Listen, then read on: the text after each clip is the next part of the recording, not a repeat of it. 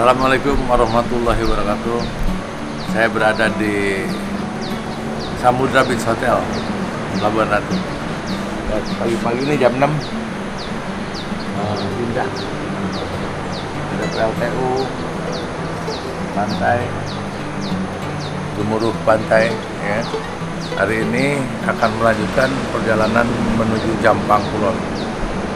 Kita akan lihat budidaya mandiri kacang kedelai di Kabupaten Sukabumi. Ya, kurang lebih sekitar 100 hektar semuanya. Dan 2022 1.200 hektar di Kabupaten Sukabumi. Ya, ikuti terus.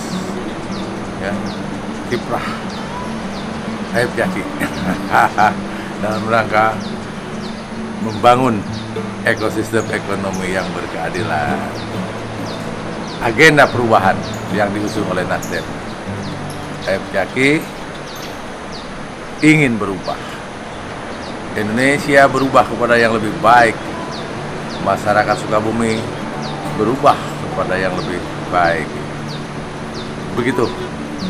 Ikuti terus kiprah perjalanan Ayub Jaki di berbagai wilayah seluruh Indonesia, khususnya di Kabupaten Sukabumi. Terima kasih. Assalamualaikum.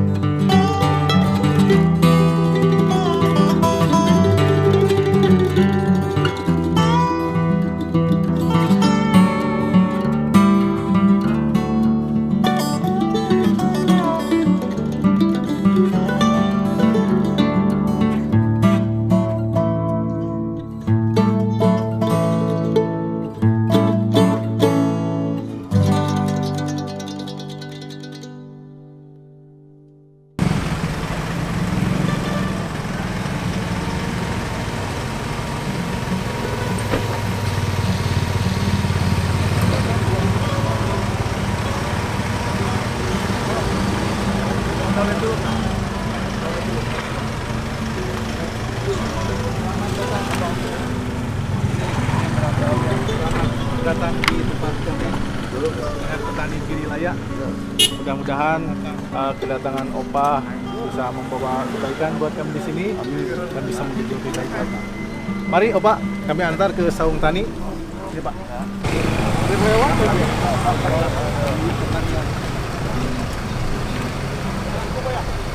Oke deh. Nah, Opa. Mana? Ini buat saya apa? Ya.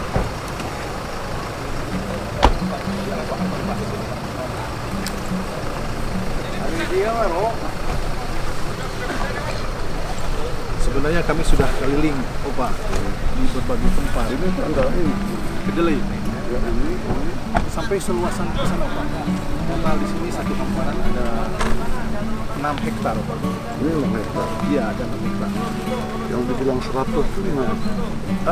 Spot-spot, Opa. Di seberang jalan sebelah sana juga ada.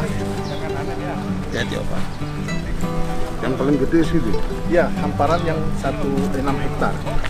Karena kepemilikan lahan kelompok tani kan paling besar itu paling setengah hektar. Ya. Ini ada beberapa kelompok tani yang alhamdulillah mau mandiri, Opa. Kerjasama dengan kami. Kelompok tani. Nah, ini Opa. Sebentar, saya dulu, Pak. Ini Opa, ini, Pak.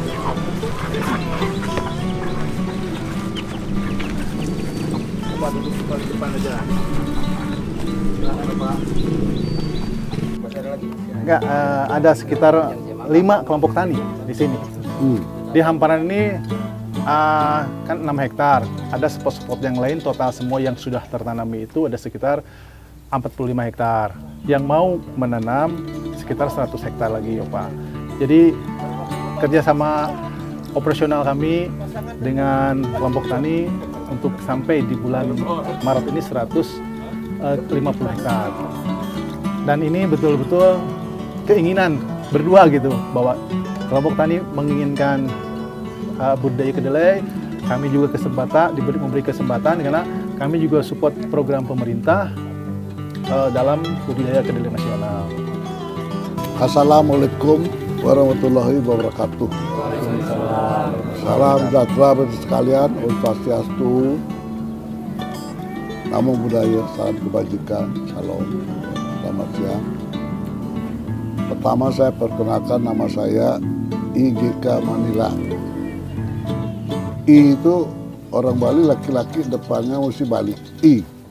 Kalau perempuan ni made ini, ketut ini, I Gusti Kompiak Manila, IGK Manila.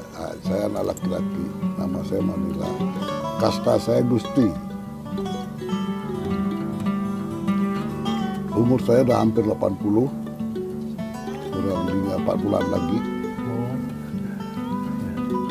Sekarang saya menjadi Gubernur Akademi Bela Negara Partai Nasdem, merangkap anggota Majelis Tinggi Partai Nasdem. Hari ini saya ke sini, satu kebahagiaan, kemuliaan bagi saya diundang ke sini untuk melihat bagaimana usaha petani dengan kedelainya yang menurut rencana akan dipanen raya pada bulan Februari. Ya. Saya pribadi sangat kagum. Ada mendengar 100 hektar akan panen raya. Karena apa? Kemarin saya diundang oleh Pak Haji ke Bogor. Ada pabrik yang namanya Rumah Tempe Azan. Menghasilkan sampai sekarang untuk lokal aja 200 sampai 300 kilo. Yang diekspor 14 ton pada saat ini. 2 kontainer. Dikirimnya ke Jepang. Ya. Tetapi bahan tempenya itu, kedelainya semua impor. Masih impor. Dari luar negeri. Yang harganya bervariasi, yang dulu 100 per kilo, 1.700, sekarang udah 15.000. Ya. Tapi dengan adanya panen ini dikatakan, tadi biar ceritakan, saya yang dapat cerita bahwa di dalam 90 hari panen. Berarti 1 tahun bisa 3 kali. Ya. Nah, Pak Haji sekarang punya pabrik rumah tempe itu ada di 80 tempat. Di seluruh Indonesia, dari Sabang sampai Merauke. 80. Itu untuk lokal-lokal. Ya, yang di Bogor kemarin impor ke Jepang, kepada partner yang ada di Jepang, suatu supermarket mempunyai outlet 900 outlet, tempat 900. Yang baru dapat tempe dari Pak Haji ini baru 500. Masih ada 400 outlet yang belum dapat. Nah, kalau ini berjalan, mungkin pabrik yang sekarang atau rumah tempe sekarang diperluas. Mesinnya ditambah, tapi kedelainya harus ditambah juga. Ya, betul. Tambah kedelainya, nah kalau impor terus kan mahal. Tidak menghidupkan petani. Sekarang petani ada kedelai, udah pasti ada yang beli. Udah pasti. Karena ada petani-petani kita menghasilkan banyak, tidak ada yang beli. Jualnya susah. Menurut saya, ya, dari hotel saya tadi ke sini, jalan yang besar bagus, ada belokan sedikit, agak rusak. Rusak, betul. Mobil masih pelan-pelan, ya enggak? Kalau pejabat-pejabat yang menyangkut pertanian tidak punya modal moral yang besar, keyakinan besar, tidak akan datang ke sini. Ya. Tidak akan datang. Betul, Pak. Hanya omong kosong saja. Betul. Ya enggak? Petani itu perlu nanam, perlu bibit, perlu pupuk, perlu penjualan. Hidupnya sejahtera. Dia bisa hidup per hari, bisa nyekolahkan anak. Kalau ada sakit, bisa ke poliklinik, bisa cari obat. Tapi petani kita, saya kan di One Tempest dulu keliling lihat petani kita. Udah tanahnya tanah pengharapan, Ya. ya. Hasilnya itu yang punya tanah lebih gede, yang tinggal di kota, petani yang berjemur-jemur pakai topi begini, bekerja berkeringat, hasilnya berapa? Nah sekarang bagaimana kedelai dengan tempe dan sebagainya, apa masalah? Silakan Ya. Pak. Terima kasih. Assalamualaikum warahmatullahi wabarakatuh. Yang terhormat Opa, dan saya sangat luar biasa terima kasih Opa sampai ke sini dan menggairahkan kami. Kemudian kelompok tani, PPL, Pak Haji, ya, masyarakat desa sini. Terima kasih, saya udah datang ke sini disambut dengan sangat baik. Saya udah keliling Indonesia lamanya 16 tahun. Dari mulai Papua sampai Aceh. Saya balikin aja Papua Aceh karena matahari ada di timur. Seperti itu saya keliling di 90 kota kabupaten, 28 provinsi, 251 titik. Alhamdulillah saya sekarang menjadi kelompok tani mandiri yang asalnya tidak ada rumah, sekarang sudah rumah permanen, ada parabolanya. Ada parabolanya dan tidak ada lagi rumah. Asalnya rumah begitu datang bikin rumah kayu, nebang kayu 2006 pasang seperti ini. Sekarang sudah nggak ada lagi di kampung yang saya bangun itu di atas areal 22 hektar. Satu RT hanya 12-13 kakak, nggak banyak. Saya bina dari nol, ya, dari nggak punya apa-apa, sekarang sudah surplus Opa. Surplusnya kurang lebih sekitar 10 jutaan lah per bulan. Jadi pengeluaran sekian, kampung itu sudah surplus. Apa yang saya kerjakan di situ adalah membuka lahan baru, dan teman-teman ini ada yang dari Cisolok, Cicadas dan lain sebagainya, masih Sukabumi itu. Lokasinya di Riau. Sekarang menjadi salah satu kampung kebanggaan Pak Bupati, Ibu Bupati Indragiri Hulu. Sampai Ibu Bupati 1 tahun itu datang ke lokasi kita tuh, mungkin hampir 2 bulan sekali dia datang, karena dan itu menjadi satu kebanggaan di daerah situ. Nah, saya dipanggil sama saudaranya, kawan saya, Pak Jaki janganlah membangun di daerah orang terus, katanya, ya. Di Riau, kan saya ada di Riau, ada di Lampung, ada di Kalimantan Barat, ada di Kaltim, ada di Papua, Maluku, ya, SBT, SBB, SBT, saya tuh hafal karena saya ke sana, tahu persis. Nah, ayo dong membangun di Sukabumi. Maka tertanggal 1 Januari 2021 saya terjunkanlah putra terbaik saya, bukan anak ya, tim namanya Pak Erik Herwinda. Ini dia adalah yang spesialisasi kedelai dan dia paham bagaimana kedelai. Nah, kemudian pada 2020 bulan apa, Rik? Oktober 2021 Pak, kami ini ya, MOU dengan Kementerian Pertanian. Ya. Nah ini skenarionya nggak ada yang mendorong ke sana, tapi tiba-tiba kami ada di Kementerian Pertanian dan MOU. Dia nggak tahu juga saya ada di Nasdem, ya. Karena saya masuk nggak ada tahu di Nasdem, ya. Saya tanda tangan aja, biasa ngobrol aja. Nah, Kementerian Pertanian, Pak Menteri sampai ngundang saya ke Kementerian dan MOU bukan karena hubungan baik, tidak, kenal pun tidak, sebenarnya nggak kenal, nggak ada yang kenal. Tapi kami mencoba bagaimana mencari petani, ya, yang mau nanam kedelai. Ya, saya keliling Pak, nggak ada yang nyari mana nih yang benar-benar petani itu mau nanam kedelai. Ternyata di Indonesia ini hanya cerita-cerita aja petani. Program nanam kedelai banyak, tapi mohon maaf, saya nggak menyalahkan siapapun, ya. Tapi ya program banyak, setiap tahunnya hampir mungkin 500 juta, 500 miliar kali ya, lebih ya, 500 miliar anggaran yang dikeluarkan untuk bagaimana budidaya kedelai dan lain itu ada cek datanya. Tapi hasilnya dari program itu, nah ketemulah saya dengan Kementerian Pertanian karena memang kita memang mau nanam kedelai kan seperti itu ya.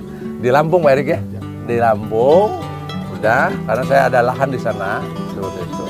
Udah begini aja Pak Erik, tentukan harga berapa.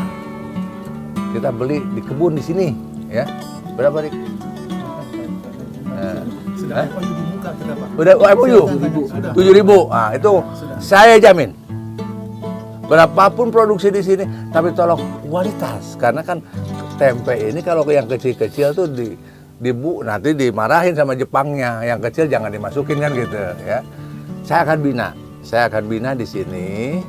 Karena saya komitmen bukan kepada masyarakat di sini, karena saya nggak kenal, tapi komitmen saya kepada yang menciptakan saya, yang menyelamatkan saya hidup sampai hari ini seperti ini, ya, yang Maha Kuasa. Dalam mimpi saya berbuat baik, bikinlah kebaikan kepada yang lainnya. Maka saya datang ke sini itu adalah dalam misi kebaikan, berbuat baik, karena kontrak saya dengan yang Maha. Nah, Allah memberi jalan. Ya, ternyata produksi tempe saya per tahun, mohon Pak Cucup berapa? Satu tahun berapa ton tempe? 14 juta. Satu bulan itu 38 ton. 38 ton, 14.000. 14.000 Pak. 14.000 ton kacang kedelai per tahun.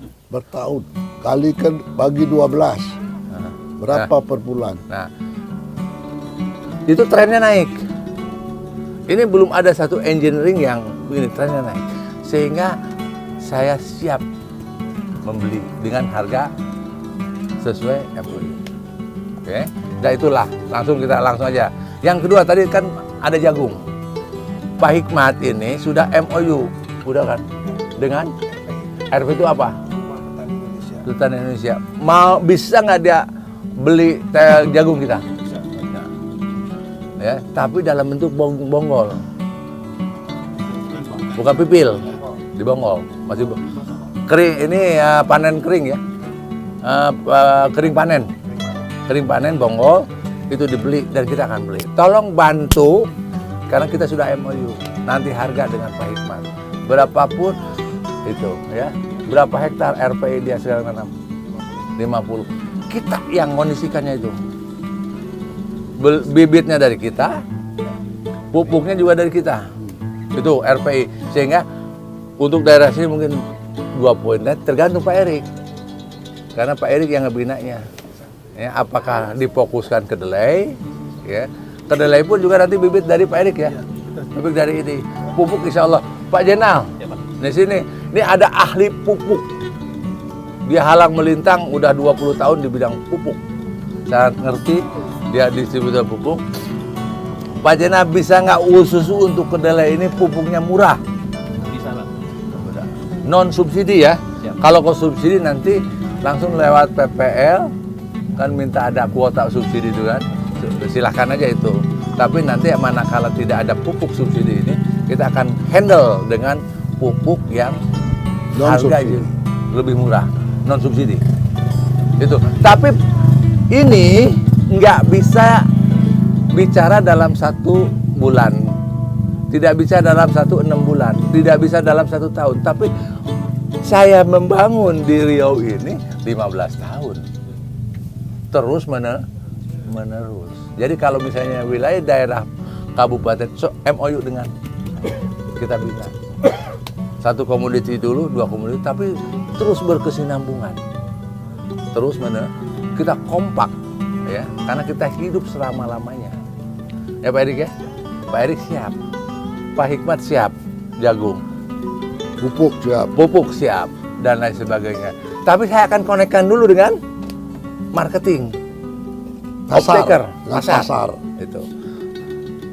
Pak Jenderal akan mengonektikan dengan kekuasaan. Artinya kita kerja untuk kepentingan ini nyampe juga ke istana. Nyampe juga supaya mudah-mudahan ya, ada regulasi lain. Seperti itu. Ya, kita kerja dulu. Ya.